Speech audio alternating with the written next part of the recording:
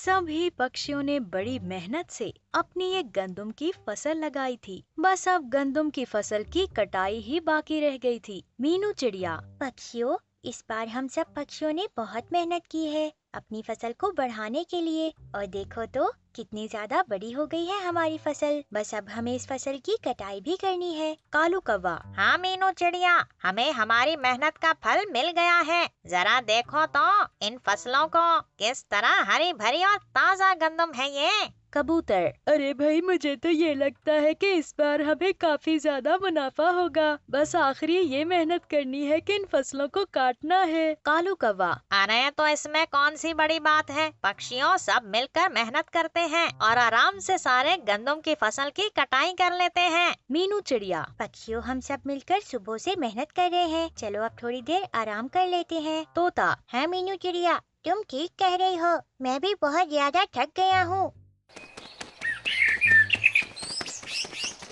Please subscribe, like and press the bell icon. चलो पक्षियों, तुम सब अपने अपने घर चलो। मीनू चिड़िया। अरे अरे रुको, वो देखो पक्षियों, आसमान पर अचानक इतने सारे काले बादल क्यों आ गए हैं। कालू कौवा। हाय रे, हमारी फसल तो बिल्कुल तैयार है। कहीं बारिश तेज हो गई तो हमारी फसल खराब हो जाएगी। मीनू चिड़िया। चलो अभी तो हमें अपने घरों में जाना होगा, कहीं बारिश में हमारी जान ही ना खतरे में पड़ जाए। कबूतर। हाँ, पहले हम अपने घर में जाते हैं, बारिश के बाद आकर फसल को देखते हैं। ये कहकर सब पक्षी अपने अपने घरों को चले जाते हैं। कुछ ही देर के बाद जंगल में तेज बारिश शुरू हो जाती है। मीनू चिड़िया अपने घर में बहुत ही ज्यादा परेशान होती है। मीनू चिड़िया। बस ये बारिश जल्दी से रुक जाए, वरना हम पक्षियों की सारी मेहनत जाया हो जाएगी। परंतु ये बारिश तो इतनी ज्यादा तेज हो रही है, मुझे लगता नहीं कि ये जल्दी रुक जाएगी। इसी तरह बारिश को 3 दिन गुजर जाते हैं। पूरे जंगल में पानी भर जाता है। कबूतर। हाय रे, जिस बात का डर था वही हुआ। हमारी सारी फसल पानी में डूबकर खराब हो गई। अब हम सब पक्षी क्या करेंगे। तोता। हमारी कितने महीनों की मेहनत जाया हो गई। इस बार तो हम सब पक्षी बहुत खुश थे कि इस बार ज्यादा मुनाफा होगा, परंतु ये हो क्या गया है। कालू कौवा। पूरे जंगल में समंदर की तरह पानी भरा हुआ है, अब तो भोजन भी नहीं मिलेगा हमें। कबूतर। मैं भी बहुत परेशान हूँ, हमें भोजन को कुछ न कुछ तो करना ही पड़ेगा, वरना हम सब पक्षी भूख के मारे मर जाएंगे। मीनू चिड़िया। मेरे पास एक बहुत ही अच्छा उपाय है। हमारे जंगल में एक बहुत अमीर बूढ़ी चील रहती है, उसके पास गंदम के बहुत सारे खेत हैं। क्यों ना हम उसे उधार में कुछ गंदम के दाने ले लें। कबूतर। उपाय तो बहुत जबरदस्त है, परंतु चील हमें उधार देगी या नहीं, और फिर क्या पता वो अभी हमारे जंगल में होगी भी या नहीं। तोता। मुझे नहीं लगता कि वो अमीर चील अभी भी हमारे जंगल में होगी, क्योंकि हमारे पूरे जंगल में तो सैलाब आ गया है, और वो चील तो कब की जंगल छोड़कर चली भी गई होगी। मीनू चिड़िया। हम उस चील के पास जाकर देखते हैं, क्या पता वो अभी भी हमारे जंगल में ही हो। कबूतर। चलो मीनू चिड़िया, हम दोनों चलते हैं। अगर ज्यादा पक्षी जाएंगे तो क्या पता चील गुस्से में हो जाए। कालू कौवा। मैं भी चलूंगा तुम दोनों के साथ, देखना मैं उस चील को मना ही लूंगा। बस फिर तीनों पक्षी उस चील के पास जाते हैं। बूढ़ी चील। अरे पक्षियों, आज यहाँ मेरे पास क्यों आए हो। कबूतर। ऊपर वाले का शुक्र है कि आप हमारे जंगल में हैं। मुझे तो लगा था आप कब की हमारे जंगल छोड़कर चली गई होंगी। कालू कौवा। चील जी, हम जानते हैं कि आप बहुत ज्यादा अमीर हो और आपको भोजन की बिल्कुल भी कमी नहीं है, इसीलिए हम कुछ भोजन आपसे उधार पर मांगने आए हैं। मीनू चिड़िया। हाँ चील बहन, हम पक्षियों की थोड़ी सी सहायता कर दीजिए, हमें थोड़ा उधार भोजन दे दो, ताकि हम सब पक्षी वो भोजन खा के जिंदा रह सकें। बूढ़ी चील। क्या कहा तुम पक्षियों ने, तुम्हें मैं उधार पर भोजन दूंगी। तुम सब पक्षियों को एक दाना भोजन भी उधार नहीं दूंगी। मेरे पति ने तुम पक्षियों का एक मासूम सा बच्चा खा लिया था,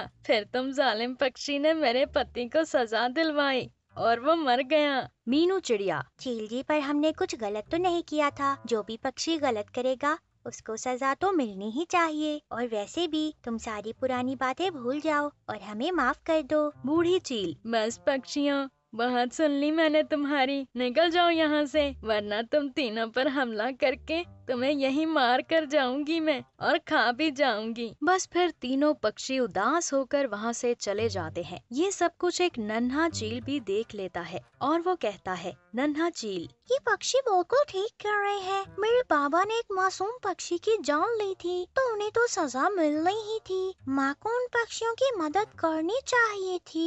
बूढ़ी चील, बस करो, तुम्हें कुछ नहीं पता, तुम इन मामलों में मत बोलो। 4 दिन हो गए थे, पक्षियों ने कुछ भी नहीं खाया था। सब पक्षी भूख के कारण निढाल हो रहे थे। तभी वहाँ नन्हा चील एक गंदम की बोरी लेकर आ जाता है। नन्हा चील, पक्षियों ये देखो, मैं आप सबके लिए भोजन की पोटली लाया हूँ। ये सारा भोजन आप सब आपस में बांट लो। मीनू चिड़िया, नन्हे चील, तुम्हारी मामा ने हमें भोजन देने से मना किया था, तो तुम फिर ये भोजन कैसे लेकर आए हो? नन्हा चील, मीनू आंटी, मामा आप सब पक्षियों के साथ अच्छा नहीं कर रही थी। उन्हें आपकी मदद जरूर करनी चाहिए थी, क्योंकि आप सब पक्षी अच्छे हो और मुझे आप सब पक्षियों की भूख से निढाल होते देखकर अच्छा नहीं लगा। मामा सो रही है, मैं तभी चुपके से ये भोजन की पोटली ले आया हूँ। कबूतर, अरे वाह नन्हे चील, तुमने तो मेरा दिल ही जीत लिया, तुम कितने अच्छे हो। बस फिर वो सारे पक्षी भोजन खाकर अपना पेट भरते हैं। अगली सुबह हो जाती है, चील आराम से सो रही होती है। एक दिन नन्हा चील एक भोजन की पोटली लेकर पक्षियों के पास चला जाता है। तभी उस चील की भी आंख खुल जाती है और वो ये सब कुछ देख लेती है। बूढ़ी चील, ये मेरा बेटा भोजन की पोटली लेकर कहाँ जाता है, मुझे इसका पीछा करना होगा। फिर वो चील भी फौरन अपने बेटे के पीछे चली जाती है। नन्हा चील, पक्षियों आज भी मैं आप सबके लिए भोजन लेकर आया हूँ। बूढ़ी चील, अच्छा तो मेरा बेटा पक्षियों को भोजन लाकर देता है, और वो भी मुझसे छुपा छुपा कर। ये कहकर वो चील फौरन वहाँ पर आ जाती है। बूढ़ी चील, अरे मेरे बेटे, तुम ये क्या कर रहे हो? ये पक्षियों को भोजन लाकर क्यों दिया तुमने? आप सब पक्षी तो बड़े ही चालाक हो, किसी चाल में फंसा रहे हो ताकि इसे भी मार दो। मीनू चिड़िया, चील बहन, हम तुम्हारा भोजन जल्दी तुम्हें वापस कर देंगे। बूढ़ी चील, नहीं चिड़िया, तुमने मेरे बेटे को बेवकूफ बनाया है, मैं तुम सबको मार डालूंगी। नन्हा चील, रुक जाओ मामा, मेरी बात सुनो। इन पक्षियों की कोई गलती नहीं है। मेरे पापा को इन पक्षियों ने ठीक सजा दी है। अगर कोई भी पक्षी हम चीलों को बिना वजह मारे या फिर उसे तंग करे तो हम भी उसके साथ वही करेंगे जो इन पक्षियों ने किया। हमारा फर्ज बनता है इनकी मदद करना। बूढ़ी चील, अरे माँ मेरे बेटे, इतनी सी उम्र में तुमने मुझे इतना बड़ा सबक सिखा दिया, तुम बहुत अच्छे हो। और हाँ पक्षियों, अब हमारे बीच कोई लड़ाई नहीं। जब तक जंगल का पानी नहीं सूख जाता, तुम सब पक्षियों को मुफ्त में भोजन मैं दूंगी। और फिर सब पक्षी और बूढ़ी चील मिलकर खुशी खुशी जीवन बिताते हैं।